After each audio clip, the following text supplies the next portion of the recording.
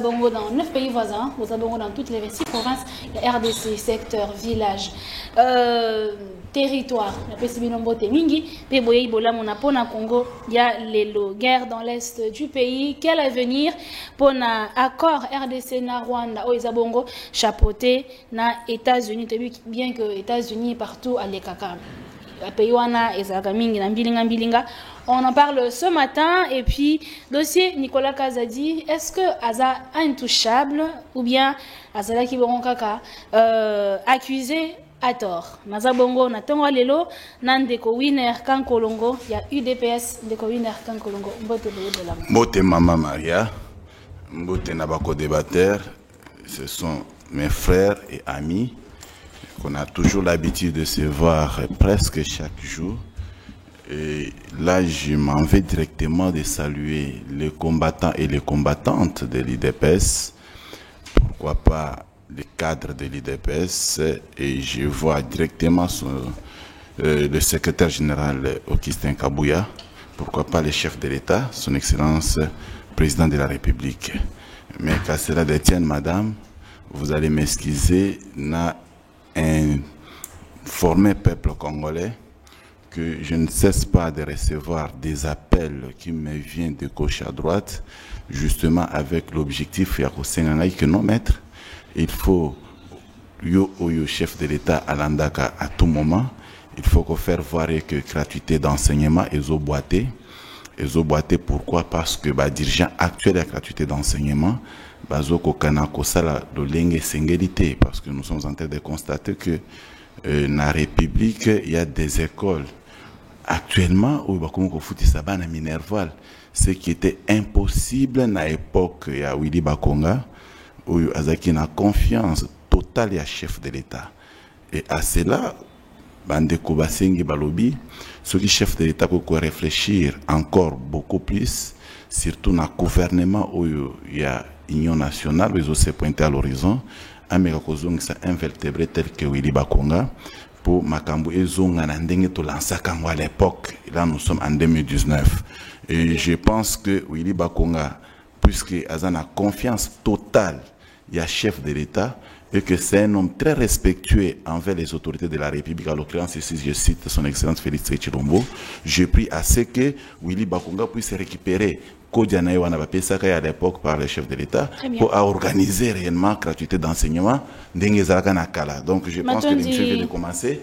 On va les faire de très belle manière avec mes co-débatteurs. Matondi Ndeko Winner Kankolongo, Pasteur Serge Tabo Kombote Boye Bolam, et Sidé Martin Fayoulou. Madame Nicolas Bélé, na sepeli sous ndenge tomona lelo, na PCP Baimbo Kambote, lo sambo ezali kenkola ki la biso mawa, akwa kotinde la biso ndenge asalaki na bana Israël na Égypte, akanisa ki bango, tango bazalaki humilié na maboko ya Pharaon na armée na ye. Moïse atalaki statut social na été, atika ki nyonso azalaki po asunga bande konaye. Nenga salaki tango bane Israël banyokomaki bazalaki humilié liboso ba Philistin atindaki David et nous osons croire que ba compatriotes oyo balingi mboka na bango baza ba vrai compatriotes lokolo ba fayulu misusu pe bakoki kozala ota musu bilonge banité nzamba ko kosunga parce que classe politique tozana bango lelo balakisi ba limite na bango baza banguna ya mboka.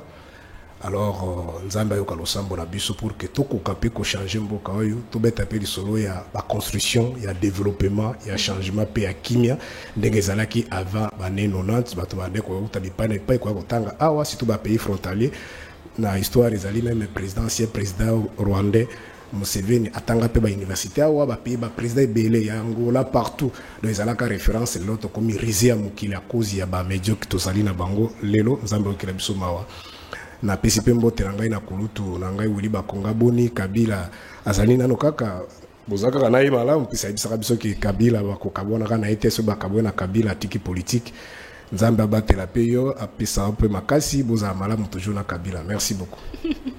Matondi Ndeko Serge Taboko. Ndeko Christian Ngene Aldek ya maman princesse Adèle Kainda ino sacré mbote boye bolama. Mbote, merci maman. Merci les sous pour nambela na yo. Lobi tangu na kitaki appel à liboso na kotala ki na mo appel manqué zalaki ya yo. Et on a commis na Kinshasa na lobaki te na benga quand même pour na yeba oyebisinga no bosenge zali ketoleka na etando ike pa ina yo. Naza kopesa d'abord merci pour notre kanisa biso de temps en temps pour na plateau na yo. Merci les sous na confiance au princesse Adèle Kainda kopesa biso. Wazali mokambi ya parti na ngai Aldec.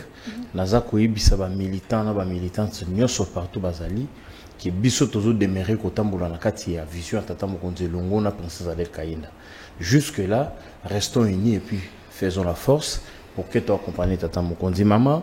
Pour permettre nga mo eloko moko ya mokie na maloba na ngai soute na koya kobosana naza na kati ya ko regretter. Nazo regretter pourquoi on dirait Congo ezali pays moko na monde oyo mitindo ya tata mokonzi za respecter te et pas ba kambi ba ministre na ye. Pona nini na lobi bongo. Imaginez mutu lokola ministre et portefeuille Jean-Lucien Boussa.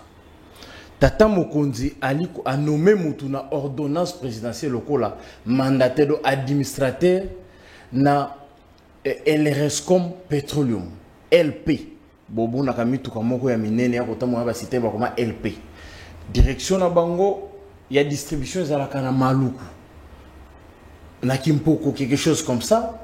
Awa so côté église ya papa na ngai papa pasteur Walo. Beaucoup de pays direction dans mon PCA DG Bazalaka. Mais ministre et portefeuille Jean-Lucien Boussa a sali loko babenga dans le poto usurpation ya pouvoir. Annulé ordonnance ya tata mokonzi na arrêté naï. Azu muto tata mokonzi a nommé une ordonnance a longolier pour a nommer madame moko na arrêté naï a remplacé na mutuana. Tala degré manque de respect vis-à-vis de Tata Mokonzi Zali. Tala degré, ba ministre ba ko respecter Tata Mokonzi ekolote. Maman na ngai. Ngai na ganga na plateau na yoso Zali susu na makanisa malamu. Ko isabino ke Congo Airways ya ko kufa. Banani ba ko bomango portefeuille. Lelo to suki wapi na Congo Airways. Na yebisaka bino ke détournement moko salami ya $1,410,000. Ministre et moi, les canaux étant ike na FNC na briefing pour na kolobake $1,410,000 oh ya suspenda KDG José Diboué batina yango quand même na Jordanie donc c'est là qui me gestion à DGT mais mbongo comment na Jordanie mais avion ngo eyati mbongo ngo ezongate finalement nous sommes dans quel pays oh ezali mbongo monanité matériel yete mbongo pe zongite d'autres ko ba ki mbongo pumbwa $1,410,000 Congo Airways et pour moi. Les lots, Moutoupe a sanctionné. Bah enquête peso salamate et les lots Congo Airways Koufi et Zakaka et Zozangata avion moko. Bah travailleurs, bah syndicalistes, tout le monde bah ça impayé. Très bien. Voilà pourquoi bah Kambia portefeuille bah tindingana yebisa bah tata mokonzi. Zong sera bango Adèle Kainda na bango na portefeuille. Congo Airways tikela ki sous atana 3 avions. Les lots sont par terre, maman. Matondi. Nako senga na tata mokonzi. Ba ministre loko ba Jean-Lucien Boussa ba kozo na Matondi. Matondi. Ozo imaginer que Matondi Ndeko Christian. Azo nile ordonnance à tata mokonzi. Matondi na Ndeko arrêté Christian. na ye. Matondi. En tout cas maman ezali makamo ko encourager te il fallait dina lobela ya. Très bien. Merci. Ndeko winner première thématique. La RDC sur le point de signer accord. Il y a RDC na Rwanda chapeauté par les États-Unis. Est-ce que c'est accord de paix ou accord économique? Madame, c'est tous les deux. RDC s'est impliqué réellement et justement pour Nakimia Namboka. C'est ce qu'on appelle l'accord de paix ainsi que l'accord économique en même temps. Mais parce que jusqu'à présent, Tozaka Kanawe Babengi accord de principe. Accord Yangomoko en tant que tel et signamé nanoté. Mais nakamwe koyoka na mboka na biso ya Congo bandeko babengi ba opposant kotambwisaka sango ya lokuta parce que bango pona lokuta bakotika te basala mariage légal certifié pona kokosaka peuple congolais ono bateki biso mabele bateki biso bazamba bateki biso tina lola etikalaki mokeba isa peuple congolais na mapata na biso bateki ya mon Amérique alors ekamwisi ngai na mituni question bandeko oyo balokaka na butu to baza ba angelou soit baza na molimo monsanto lokola ndeko na ngai taboko oyo bakoki komona chaque fois soki eloko nano esalemité bango déjà na système akopesaka ba prophétie chaque jour na balabala bamoni déjà que na États-Unis bateki Congo mais tika na yebisa peuple congolais na politique tozana oyo babengi abuzus eza le propriétaire du bien oyo ebengami Congo akoki koposer ba acte tel que frutus ainsi que usus.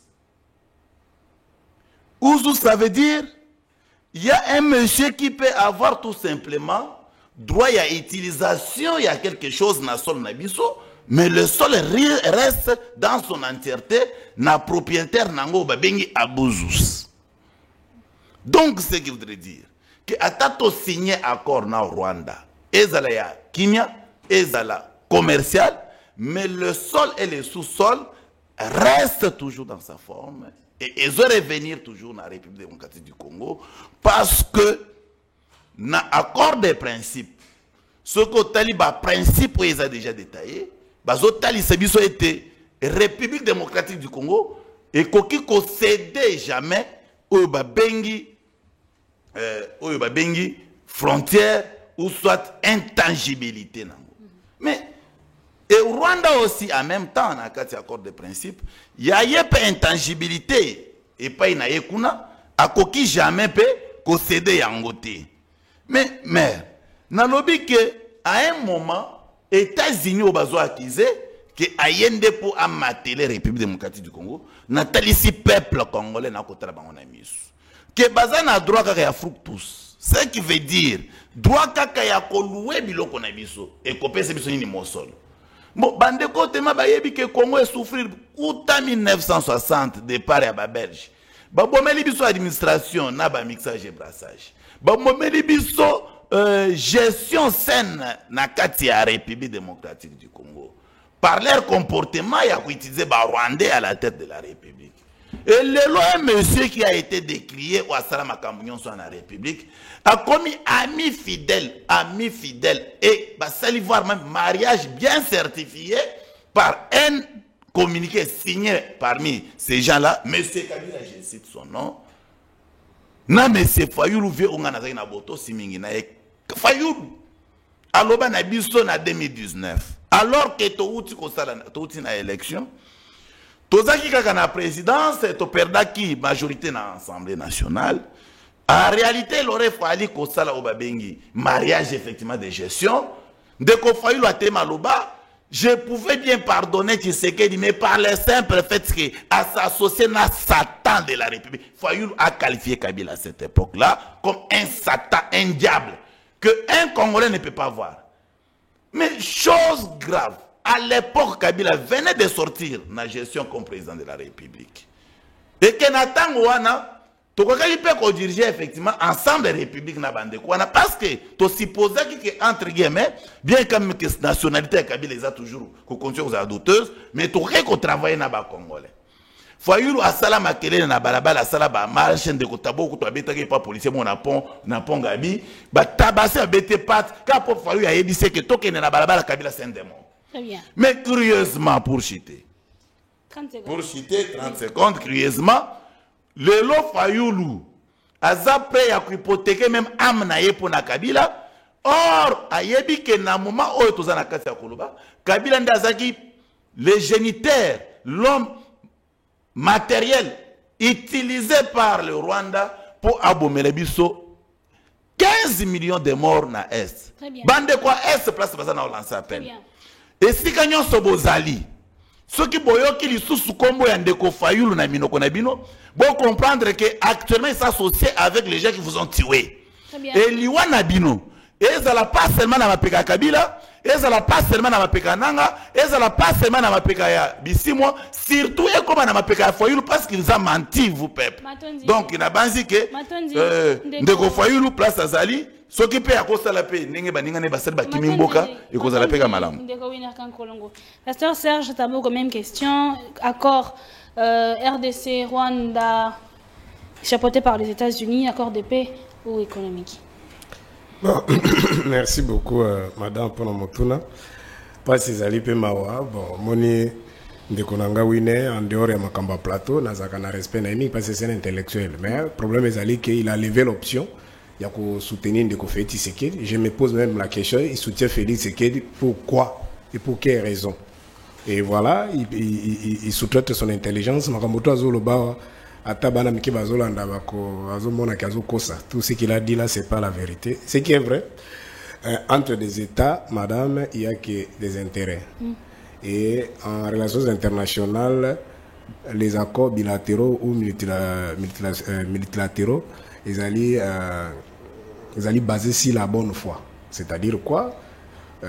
Entre les partenaires, chacun vient avec son package, c'est-à-dire au sous-salobi, on a investi pas na yo, au perlobité, on a zali na boé, bovandi boyokani, ndeko ndeko na biso ya asiatique babengaka les partenariats soit les accords win-win, c'est-à-dire gagnant-gagnant. Oui. Bon, ceux qui bovandi na mboka na bino. D'abord, on rappelle aux Congolais que la situation tous autres traversée dans le monde, négociation nyos. N'importe quel accord, dans le sens, il y a coupé sa kimia, qu'on stoppé dans la batterie, bande konabiso, tu peux féliciter, on te boyate. Mais les gens kolobate, ndenge ba théoricien de guerre balobakake, celui qui aime la paix prépare la guerre. Les kolobate qui pense que bazo mabiso, tu vandeka abongo, tu bandiko sa makambo zangi utro makolo. Parce que la gestion démocratique, biso au bazalelo bazali bapaya, c'est-à-dire na makambo etali au kambi, souverain mokolo nango ezali nde peuple, lobi bino bako olongwa misu pe basaini baye, na ndenge nzoto biso bito ko zalate to kufa misu bako remplacer biso. Donc tant aux autres travail faut travailler ndenge ba américain ba européen ba pays siré ba travail. Ça dit lorsque vous êtes affaire il faut pas raisonner loko les ali boutique privée na il faut raisonner qu'ils aient nga nga mona musala, c'est pour un temps au razo vous allez loko l'engagement donc vous en avez conséquences nango lobi pe ba génération zali koya.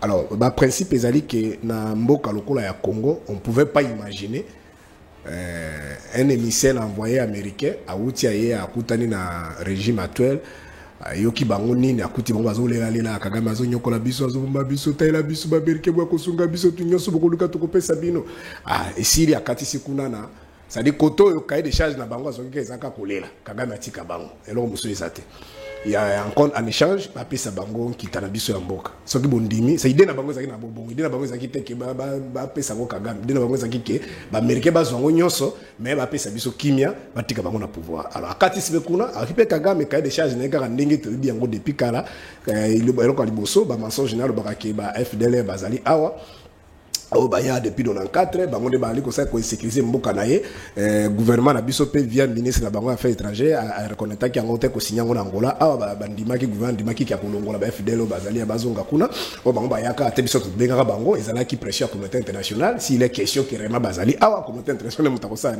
à travers la structure ya kozonga sa bango gouvernement bandima ki ke ba ebisika bazali ba kozonga sa bango on sait que ezala ngwa libio Kagame asia capable que Kagame depuis 96 kino na 2003 agera est na mobimba na RCD contrôle yango na habité soki ba fédéral bazana ki wa revendication mi balé Kagame bisi bango madame aux olympiques qui peut ba mbalé bako beta kama solo moko ngala ko répondre quand même ya mi balé Kagame atali si bango robie ki zala bande ko na ba tuti o baza ko to bazo nyoko la bango. Alors on a histoire ya mboka na biso après conférence de Berlin na 9 pays frontaliers tozali na ba Congo na ngambo oyo na ngambo kuno zana bangala bazana ngambo ça dit partout oyo ba pays frontaliers ezali kokuta ba peuple baza koto de part et d'autre. Bon na habité soki ndenge to fandia oyo ki na histoire ya mokili par exemple population moko boye eza immigré pas immigré. On dit par exemple ba américain un citoyen américain dans un pays moussou ça c'est un autre problème. Mais débat ya Kagame ezali te que les Rwandais sont au Congo. Débat nezali que le Congolais tout, c'est-à-dire de tout, mais qui sont Congolais. ça dit bango baza ba congolais bango baza ba tout yé qui pas tout ya ko ndima te banyo ko la bango alors azo bunda pona bango po bazwa bon somi na mboka ce sont comprendre ya misato akeko talisa makambo ya nkita mboka c'est là Kagame lobi que espace belé à partie orientale grande partie orientale ko la Baituri ba Nord Kivu ba ezaka ba koko na bango ba frontière ça ma mabe de la likaniste ko landi ba kor wana likaniste ezali ke ifon kita wana yeba za la bénéficiaire et ya zape na makambo ya espace alors cahier de charge ya Kagame à part ba velité bango bazoro ba partie liboso wana respect à ba frontière ya souveraineté na biso madame peut-être ozaki na no elenge olimbisa ko bana non tweet kino na 2026 juin 2021 de Félix a signé qui va accord na Kagame na Goma passa par la discussion ya accord de Lusaka toye na nini Sun City 1 2 Addis Abeba accord global inclusif toye na accord ya 2008 2009 na CNDP toye na accord ya 2012 2013 na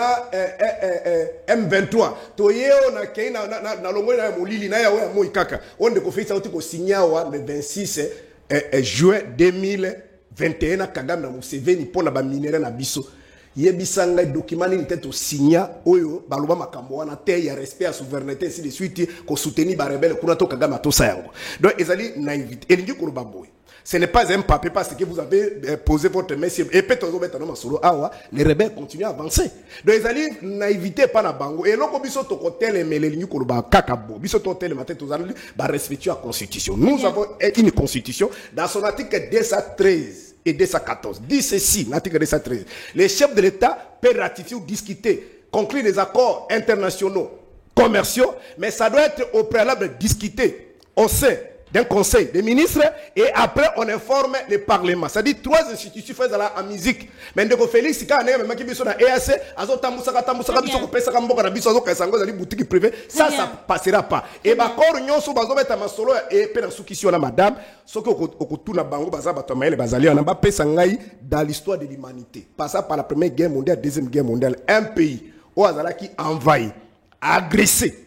En même temps que Baza agressé, envahi, Bazo va signer d'accord. Même en France, en Allemagne, en Belgique, va signer d'accord. Après l'hostilité, qui n'est côté, ne va signer d'accord. Donc, il y a résolution 27 et 73 et le baki boye, Kagame a retiré Batonaye. Atikali pour retirer Bangote, ba rebelle, ba retirer, ba longo na ba vilo ba retirer te, mais ba kasi que soki ba kego yo kana ba minéraux na biso ba pesi Kagame na kutika biso, wana ezali faiblesse et ça passera pas parce que ces zones minérales de Congo. Merci. Pasteur Serge Taboko, Ndeko Christian, la paix.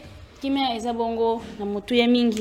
que la RDC ne risque pas d'être un pays d'extraction?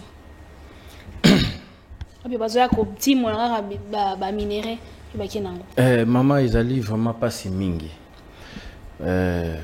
Okanisa malamu mingi ke na plateau na oyo na telemela mingi makambo etali ba encore. Ce qui est vrai aux ala na opposition. Ce qui est vrai au soutenir pouvoir. Tous, nous voulons la paix. Même bateau qui paka politique té, ba milobela ke na vivre, so na kufa pe na kufa. Oza la pasteur, oza la cardinal, oza la pape, wa wuti kufa pe son âme. Bisonio sono mukili tolinga kaka kimia ezala. Mais nazaka na mutuna moko na zana kati ya komituna. Ozo traverser nga mutu parce que ici nous parlons la République. République où il y a bateau parce qu'il y a union sacrée kakati. République ezali pe na ya bato société civile na ya bato bafana nanda kokuta makambo etala bangote akenda ba cop ne azonga kaka ye makambo kokuta kipakate. République ezali ya bisonyoso. Ba korango banda to bandi. Ba koroyo. Pona koluka kimia oui parce que phrase ezaka moko. Nous sommes en train de faire des accords pour chercher la paix. Nous acceptons. Mais Kimi yango to akozwa te jusque là. Toko signer ba accord na sima mikolo makambo koyi. Na sima mikolo mboka boye bazui. Na sima mikolo autant de personnes bakufi. S'il vous plaît, nous parlons de 18 millions de morts. S'il vous plaît. Tozolo belate 10 personnes bakufaki na inondation moko boye. Nous parlons de 18 millions de morts. Depuis Makambo et Banda, Tilelo, na RDC. Combien des accords tout sali? Mais les gens continuent à mourir. Toyokani na batu, topesa pe batu babilo. Ezamba la liboso te toyokana ke tokopesa bino ndambu ya ba minereto, soke ezalaka pe yango na ndenge ya bosolo. Ezamba liboso te batu misupe déjà bazwati. Mais toza wapi na makambo yango. En venant ici na komi na Pongabi. Soki muninga na winner aleki na Pongabi ande toza koya. Amoni mwana mobali moko atelemi na bordi. Atomboli kaliko moko boye. Ba komini na kati. Accord na États-Unis. Pona nini États-Unis aliko sanctionner Rwanda te. Elingi koloba nini. Pendant que États-Unis toyebi ka soutenir ka Rwanda. Nani azokosa nani. Akomi yango bongo na kaliko atomboli ba nyonso bazoli ka ba kotanga. Mais maman, tokosala accord na États-Unis. Eza makambo susu. Tokosala accord na Rwanda. États-Unis a parrainé yango. Tosololi makambo susu na kati. Bango nyonso na États-Unis na Rwanda. On n'oublie pas que base militaire il y a États-Unis en Afrique et va dans Rwanda. Si réellement les États-Unis est sincère envers nous. Si réellement il y a qui a ndenge de konanga taboka lobi que to les lili no eza ko lelaté. Ezali ko faire voir ba mécontentement na biso. Bozo senga biso kimia. To keyi na ndenge ya kimia pona koluka kimia, ça n'a pas marché. Bino bolingi biso to affronter bango te. Bino bolingi te biso to kene na bras de fer na bango. Tozoluka kimia, nous acceptons. Mais voilà alors eloko biso to senga bino. Boye bisa mutu na bino alongola batu na ye obako boma petit peuple. Ba innocent ba ko kufa. Je me répète, nous parlons de 18 millions de morts depuis que tout ce jeu a commencé jusqu'à aujourd'hui. To pesi ba to expliquer ba pasi otoza nango. Bango ba keipe ko yoka bango. Tout ce que Kagame peut dire hier, Taboura Lobby, tout ça, n'engage que Kagame n'a envoyé spécial à Donald Trump. Mais si aujourd'hui nous devons signer des accords, il est vrai, tant que tu es un message Boyokani, accord na Boyoka, et là qui Boyoka na Lingala, tant que tu es un message Boyokani, biso to ya pena par na biso ba condition. Bolingi to pesa bino minéré, ok, biso to lingi kimia totale zonga. Mais ce qui est vrai partout dans le monde, ça je suis d'accord avec Taboko. Les accords se font seulement après la guerre. Basa na gâté accord pendant que tout ça na bitumba. Parce que biso to sala ba accord na position ya faiblesse. Bango ba risquer ba obliger biso volonté na bango parce que tout ça na position ya faiblesse. Accord il faut ça normalement na sima ya bamika katano. Et la kisike to traverser be étape wana maintenant to vandi to lingi susu makambo ezonga te na mesa. Très bien. Alors biso to yepe na position ya bato moko ba remi na mo force. To yeke biso to lingi frontière na biso etikala ya biso. To ko clôturer to ko sala boy to ko sala boy. Nous ne voulons plus bato ba uta ka Rwanda ba ka ko sala na Congo par exemple. To lingi li susu ba trafic et sala makate par exemple jusqu'à un moment peut-être. C'est comme ça que ça se passe. Nous allons faire des accords avec les Rwandais. Ba retomber za nini na pour l'avantage à Congo. Zéro. To sali ba accord na ba Rwanda. To sali ba accord na ba Addis Abeba.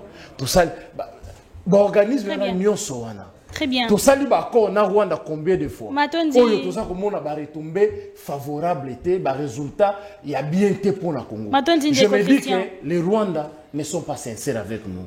Et les États-Unis aussi ne le seront jamais. Très bien. Alors moi, je suis contre Makamba Kore Kendi. Et je resterai comme ça, c'est ma position. Très bien. Merci. Deko winner Kankolongo, sachant que l'accord RDC Rwanda et Talibongo AFC na M23, est-ce que tu risques de tout le monde à étendre le champ là-bas? Merci beaucoup. Il y a des accords là-bas, na Est, tu vas continuer au coup. Merci beaucoup, madame. Nalandi ba invité Nayo. Ba répondre na mutuna na lolengo na lobaki déjà en avance à nazo ki parole nazo banda na muto asuka zu parole a lobby que aza d'accord na ye pour na nini parce que accord et salamaka na suka bitumba mais na mituni na lobby est-ce que toza vraiment la classe politique sérieuse dans la République? Émission est pédagogique, madame, n'est-ce pas? Est-ce que en réalité, accord et salamaka après bitumba aussi? Et l'autre ici, ça bitumba dans le monde entier. Et zalako ba bengi koyokana. à ta première guerre mondiale. Et à la deuxième guerre mondiale. Et s'il a toujours na concession, na accord, na ba traité. Ce que vous avez bitumba ici là, sinon pas sur facilité, biso tozo kenena position à faiblesse. Position à faiblesse ni toi non. Position à faiblesse ni toi non. Ça, ce sont des scientifiques qui vous disent ça. Je suis désolé, personnellement. Maintenant, écoutez Ndekota beaucoup. Parce que yo, vous le bielo moi moutuya. Évoquez l'article mi-balé. Évoquez l'article 214. Évoquez l'article 213. Tout est qu'aux années à plateau, pas longtemps qu'hier, vous avez évoqué des mêmes histoires. Il y a quelques réponses n'a pas ça que malheureusement, tellement que au Kanga ou au Kanga balaki yo, et on doit y en écoutez l'article 213 et le lobby. Et lobby boy, le président de la République négocie. Il faut que le président de la République négocie et trafie les traités et accords internationaux. Ça, c'est le président de la République. On vous vient. Le gouvernement, ça d'abord, première année, parle du président de la République, contrairement à Oya Lobaki. Deuxième année, Sikoyo, Zoya Kolobela gouvernement, et Lobiboui. Le gouvernement conclut les accords internationaux non soumis à la ratification après délibération en Conseil des ministres. Ça, c'est l'accord que le gouvernement peut conclure. Parce que le gouvernement a aussi l'amabilité de conclure des accords internationaux. Et on vous dit, il en informe cette fois-là le gouvernement, lorsque le gouvernement va faire, il va informer l'Assemblée nationale et le Sénat. En tout cas, c'est compliqué. Bon, ce n'est pas donné à tout le monde de lire l'article et de le comprendre. Mais on peut lire parce que vous connaissez lire. On vous dit que le chef de l'État, lui-même, peut conclure les accords et les ratifier. Mais, puisque l'article est la bongoté, chef de l'État, à s'engager. À un moment, le gouvernement peut s'engager. Ceux qui peuvent gouverner et s'engager, il faut avant le gouvernement s'engager, traiter question dans le Conseil des ministres. Et après avoir traité dans le Conseil des ministres, informer. On parle d'information. Informer Sénat ou soit Assemblée nationale. Les informer. Mais maman, informer dans un moment. Dans un moment où on ratifie effectivement l'accord. Mais on a ratifié l'accord, c'est de là qu'il y a les problèmes. Ratification ni koloba, ce qui est toché mon koroto, l'Assemblée nationale, nous vous informons que tout ça qui mon koroto n'a accord au boyer, n'a responsabilité de revenir. Ça c'est l'article 213 au Yobimisi Ao. Mais quand il y a déjà l'article 213, ils vont répondre exactement à Makambo Félix, c'est que tu l'as dans la Katsakosal. Mais au chité pour on a un plateau très précieux, sous prétexte que Obimisa Félix Mabé. C'était ça votre intention. Non, cher frère, Félix respecte la loi et il est respectueux de la loi. Nous le défendons parce que c'est un homme qui sait comment respecter la loi de la République. Maintenant, maman Nangaï. Balobi que RDC est signé un accord épelé na Rwanda. Batangilo atamoko. Batangilo accord RDC signé na Rwanda et c'est accord nini. Pourquoi ça peuple c'est facile pour mentir le peuple. Mais au cours de la vertébré politique qui était dans le plateau, tu vas tous à ces places. Peuple, on a mis beaucoup ça y était. Il y a déjà que bozo ko ça nabino. Accord nini, traité nini, tout ça là na Rwanda au état là soit ils ont concerné soit la paix ou soit un accord concernant non l'accord commercial. Or, en République démocratique du Congo, RTCK a continué à pouvoir. Nous sommes en 2020. Tu sais qu'il y a des que or nabiso bazana kati consommer inutilement par le Rwanda. Et azo salo babengi exploitation illégale. Qu'est-ce que Félix fait? Il trouve Rwanda.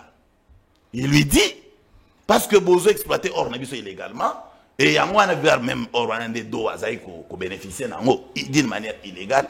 Ne Félix amoni Kagame pour na webise cher frère. yakanga na or na sol na ngai yo za na machine à raffinerie parce que za kuna na Rwanda biso tozaki na machine à raffinerie. Et c'est comme ça que basali accord concernant l'or. C'est le seul et unique l'accord que Félix a signé na Rwanda. Pour Rwanda biso tozo pese or na biso tozo raffiner pa na ye mais tozo partager ba pourcentage ainsi que les gains. Et to sali gymnastique pendant seulement 2 ans. Félix Akei quoi annulé accord wana banila na Kagame parce que Félix a sombi ba machine et ba matériel ya raffinerie na kati ya République et nazo bo bato za kuna na est ba yebi les choses que je suis en train de dire et c'est ce qui avait mis fin na contrat auto signaka na Kagame. Et d'ailleurs ce n'était même pas l'accord parce qu'il faut savoir la différence entre accord et contrat.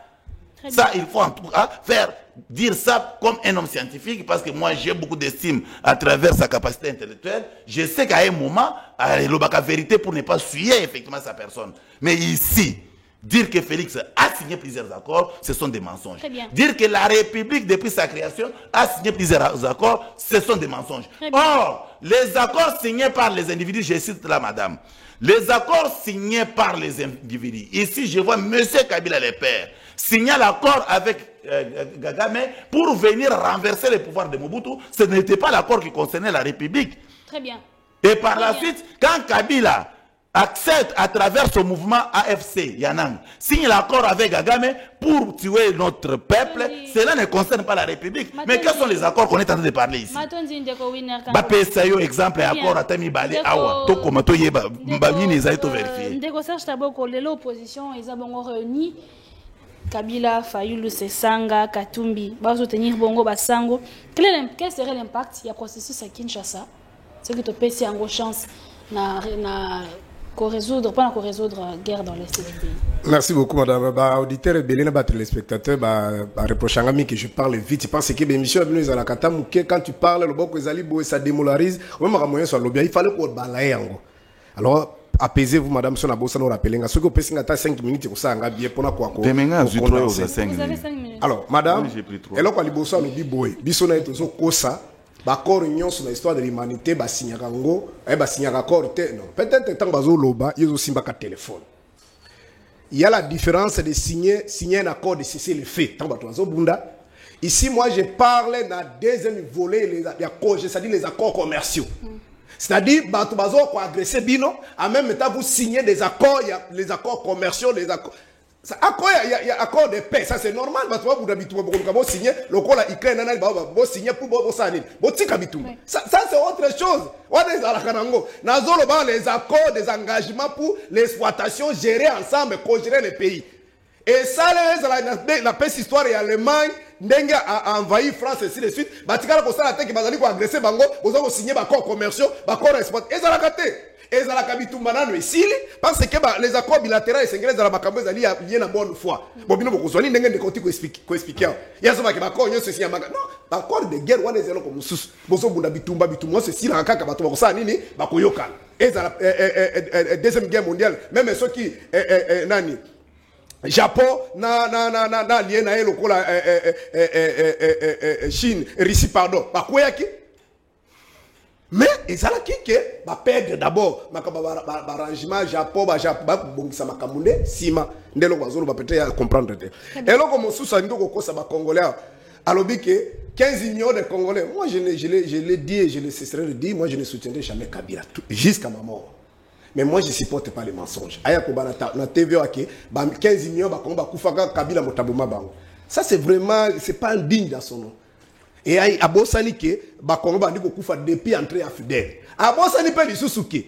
À Fidel na IDPS ba signer accord. Accord ni. À Bossani pe que tango IDPS ali ko ya la majorité va fédéraux IDPS ba qui nommé par Laurent Désiré Kabila. Notamment Chadad et les autres.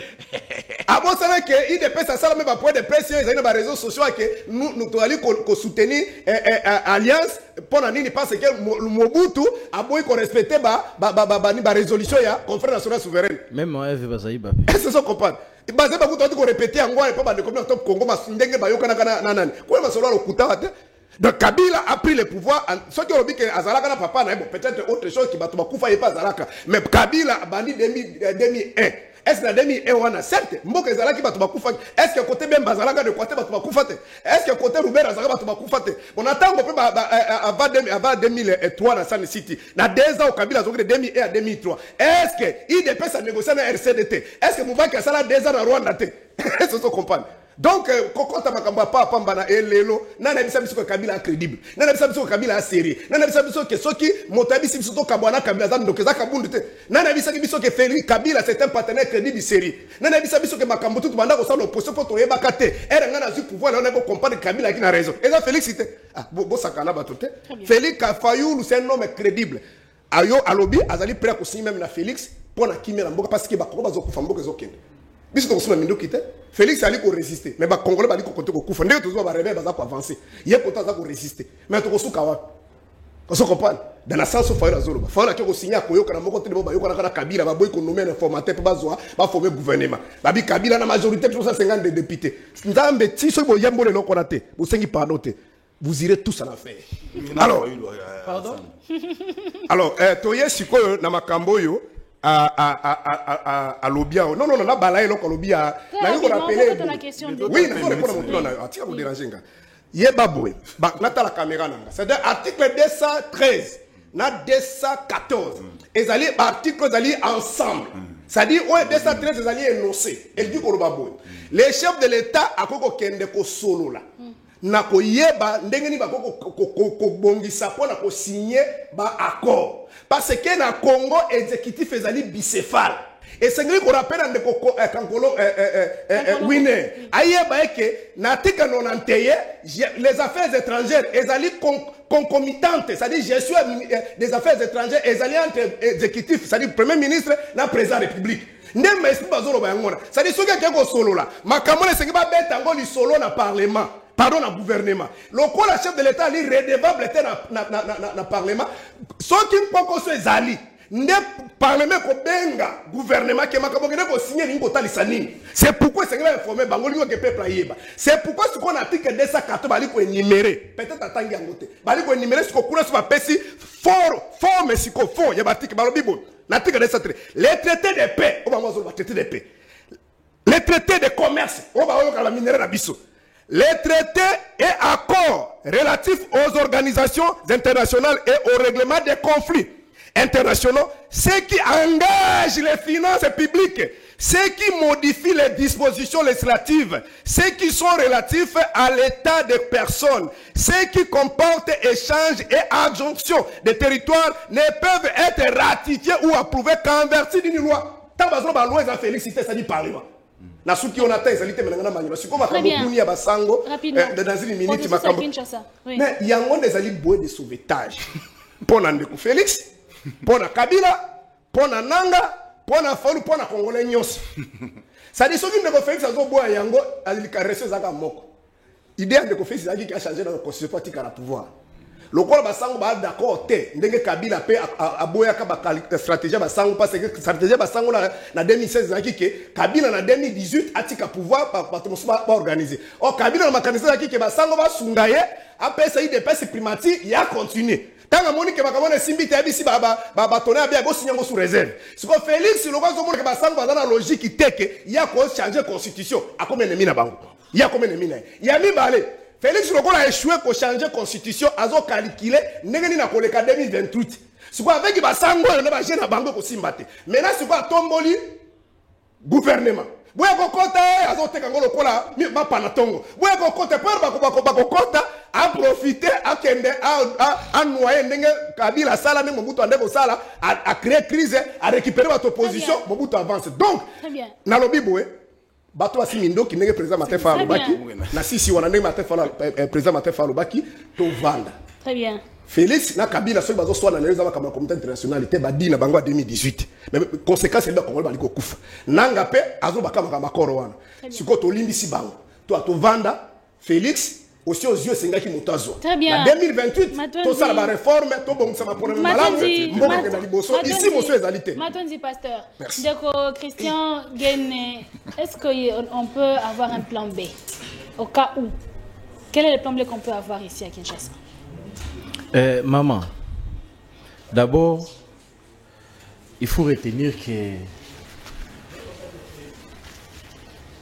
na Kinshasa awa apport ya ba prêtre ko poussa na pembeni ya ba kambi ya mboka pona koyebisa bango ke tolingi bo sangana bo meka ko solola ezali toujours eloko oyo ngai personnellement na apuyaka. Kovanda lisanga ko solola c'est pas un problème. Mais et comme Ramabe na lingaka ngote na esika yekokoma na phase ya mibale. Poko vanda ne kozala kaka te ofele. Tant moment bazoya net Martin Fayulu qui est un chômeur qui ne travaille pas. Ça fait au moins plus de 10 ans Martin Fayulu za na musalate. Alors sans une opportunité ya kokoma na lisanga wana ya kovanda ko solola. Akoya pe bango na bataboko bakoya na cahier de charge na bango pona ko baki biso pe décider. Il faut pas ça biso par exemple Assemblée nationale. Pour la nini, pour la crédibiliser, ba korango ba kosala, ba assise wana ndenge kosala mo. Ezali na assise moko te salama na Congo sans partage ya nzoko. Ezalaka te. Et loko bataboko bazo appuyer. Moi je suis très d'accord. Ba vanda ba solula. Mais nazo senti pe motivation na bango. C'est quoi? Et aussi vers ko gérer na Félix balingi pe idée ezali nini? Tolingi kimezonga Tolingi to travailler na mwana mboka. D'ailleurs, vous avez suivi Fayulu lui-même a dit après il y a comporté mes fautes na Félix Tshisekedi. Alobi yango na France 24. Après il y a comporté mes fautes na Félix Tshisekedi pour la faire avancer le pays. Oui, ça c'est un langage politique. Tozo linga to sunga pomboka ekele boso bitumbe sila. Mais qu'est-ce qui se cache derrière? Ils allaient partager ma poste. Alors partager ma poste, c'est ça qui fait reculer le pays. Et là, il y a un dialogue entre guillemets.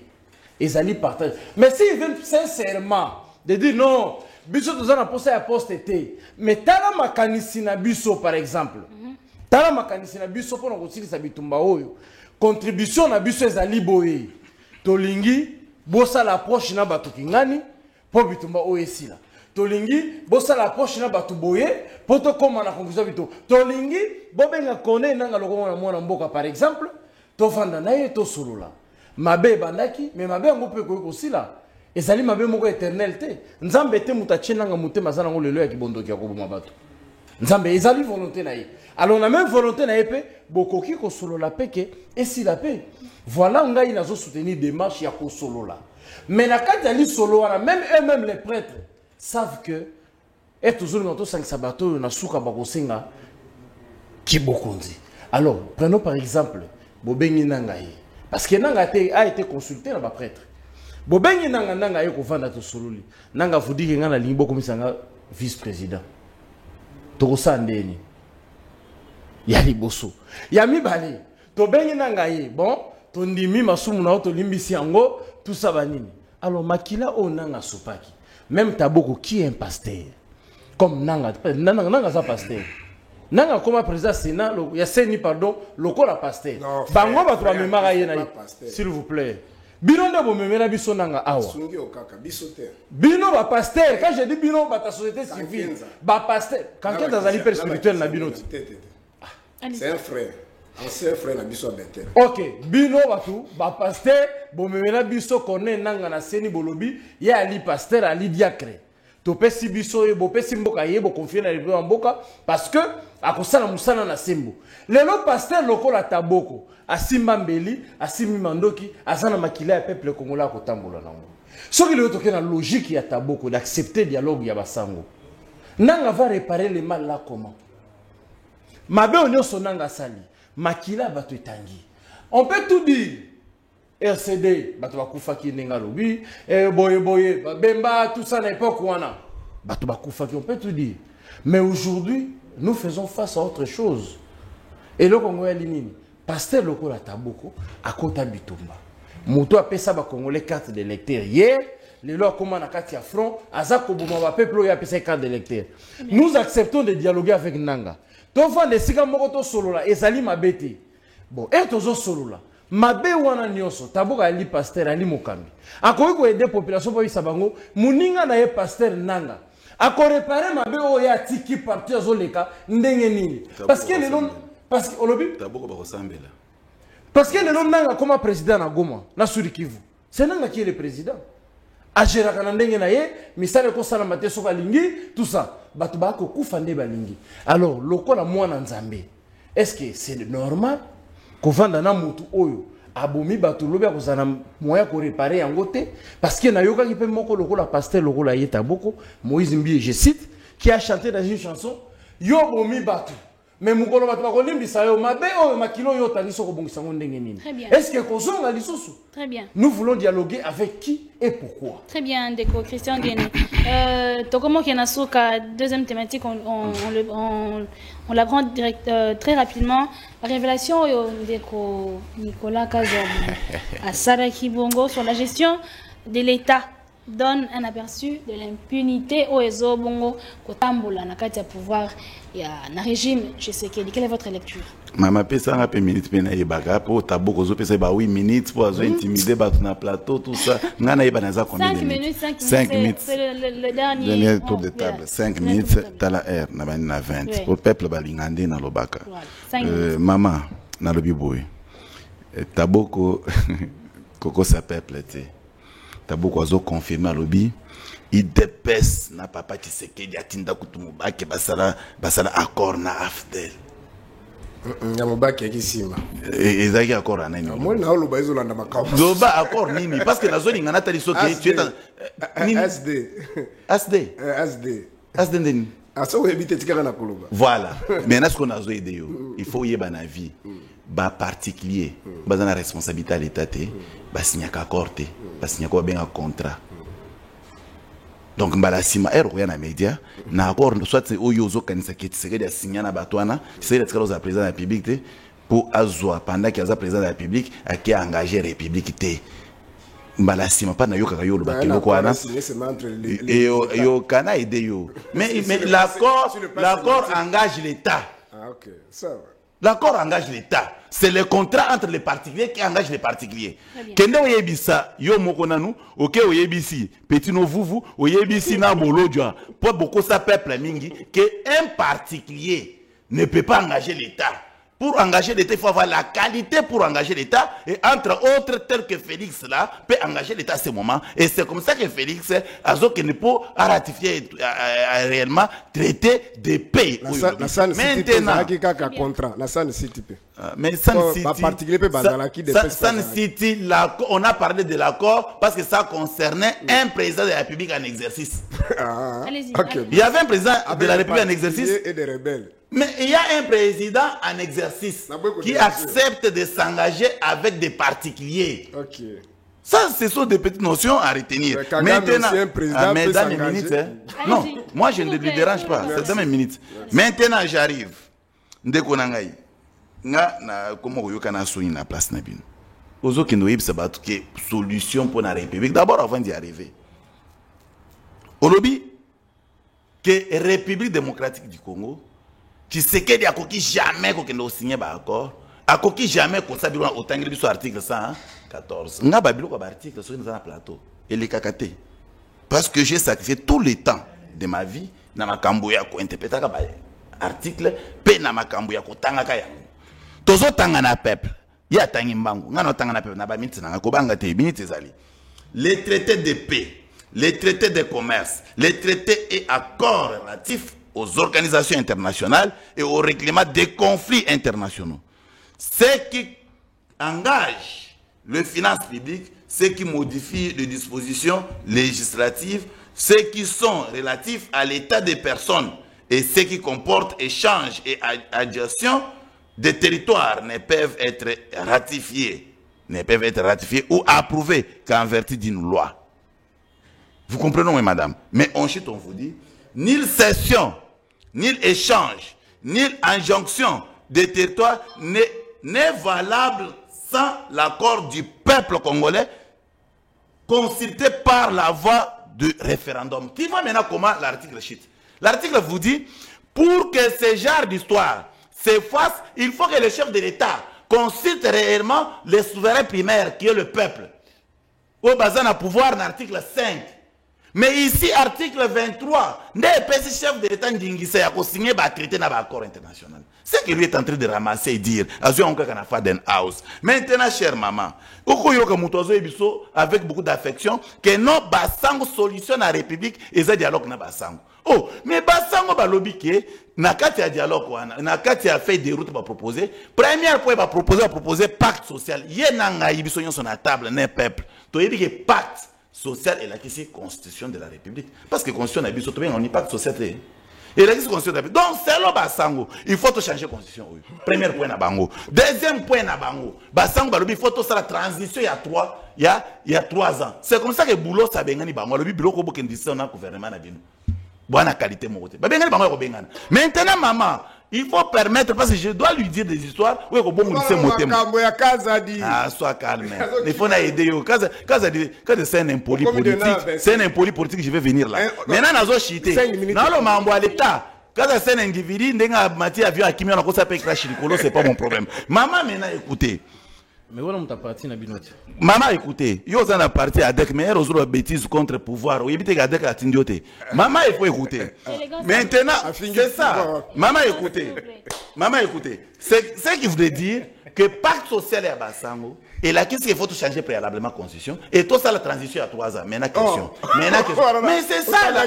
Autant il fait de retour là de. Yo tant y maintenant écoutez les problématiques. N'a-ce qu'on a là comme politique maman.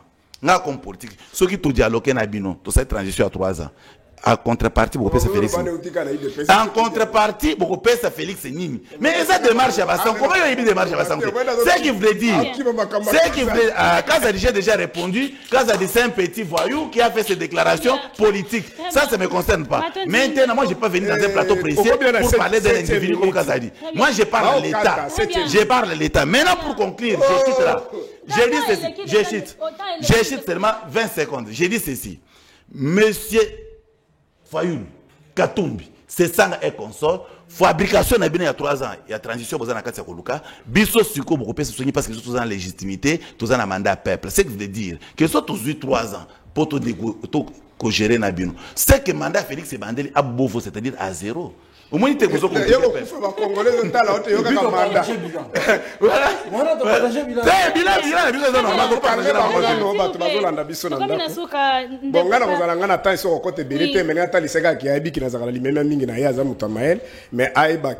chaque mot sur le plan sémantique, il y a beaucoup d'explications. Maintenant, mon coussé contrat est à la camingi, il y a entre les créanciers. Même contrat, ça dit c'est ça accord entre 2 ou plusieurs personnes mais surtout quand on parle de créanciers ça c'est pour les contrats mais accord engagement entre 2 personnes plusieurs personnes et dans terrain politique on ne dit pas que celui qui signe le contrat pardon accord face à la présidence de la République si le plan définitionnel sémantique c'est pas comme ça parce à lobby qui peut signer accord j'ai pas des accords internationaux permettez-moi IDPS a signé d'accord na ba rebelle, a signé d'accord na ba RCD ba rebelle, a signé d'accord na Kagame, Kulutu nani Mubaki akufita azaliwa na sala biso restitution. Ata lettre la première débit. Ce qu'on yebo bomba kana si ambeto. So yebi angonde so to bomba kana si ambeto. S'il vous plaît. Madame, aza kwa mbrouiller aligite na loba. Congolais nanga na bosa eloko moko dans 30 secondes na minute nanga. Alobi ka ko nini Félix a signé na Kagame na bosa ni po ba ko reze belé nanga na bosa na kutu ya na M23 et ça dans le belé ça dans les réseaux sociaux. Félix n'a jamais signé l'accord avec M23. Le samedi le 26 juin 2021. Premier accord. On va signer la Kagame, on va l'attaquer la promotion et la protection des investissements. Qu'est-ce qu'il y a de minerais? Deuxième, convention pour éviter l'invasion fiscale. La Goma, le même jour. Troisième accord, protocole d'accord sur l'exploitation de l'or entre la société congolaise Sakima et la société rwandaise de droit privé. Nagoma, samedi le 26 juin 2021. Alors, par rapport à Makamboya, il y a Nicolas Kazadi. Et l'autre tinda kingai nandima ko sangisa cher. C'est-à-dire que tia bana nzambe na bunde la paix politique. Mboka nanga politique contrairement à Makabande comme sous balobaka awa politique ezali area ko yibate. Il y a pas un cours la faculté à sciences politiques administratives, mais ce n'est pas la politique.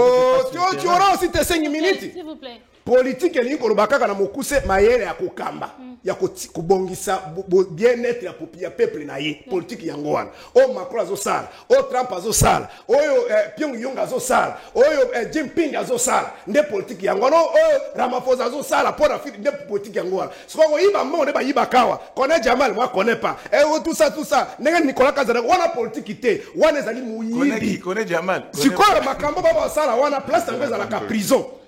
Bible zolo baboy. Si les méchants se multiplient, le peuple gémit. Par contre, si les justes se multiplient, le peuple est dans la joie. Prenons dans l'hypothèse que la majorité des Congolais sont des chrétiens. Et que biso ba chrétiens to yibakate. Et que tous je suis en mboka. Makambo Nicolas Kazada lengeko sale matin. Pour Nicolas Kazada lobi boy. Ce qui projet yé. On est total anano tango bazo ba projet no ba ke ko bongisa likamoko songolo na pour l'intérêt de la population. Totiki na no makambo ya population.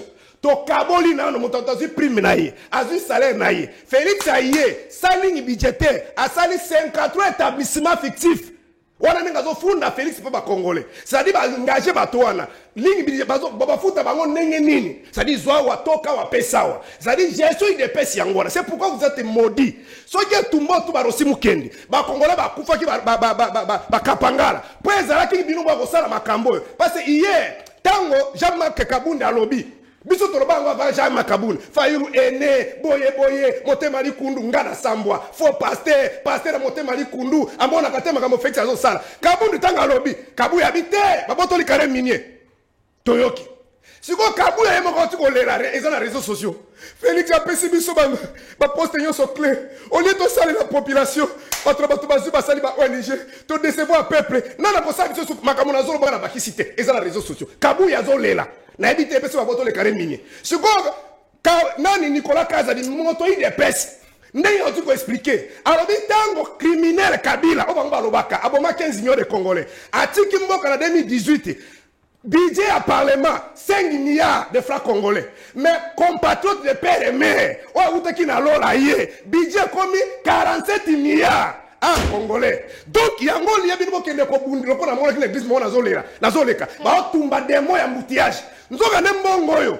soki bazwaki yango basali ba parking po mituka telema batipi mabulu ambouteille ngeke sila ba bombisi ba voie secondaire est-ce que vous comprenez donc mbongo ba kaboli na poche. On n'est pas l'église ici pour prêcher les gens. Ndeko zali pasi ta na yo ki pite na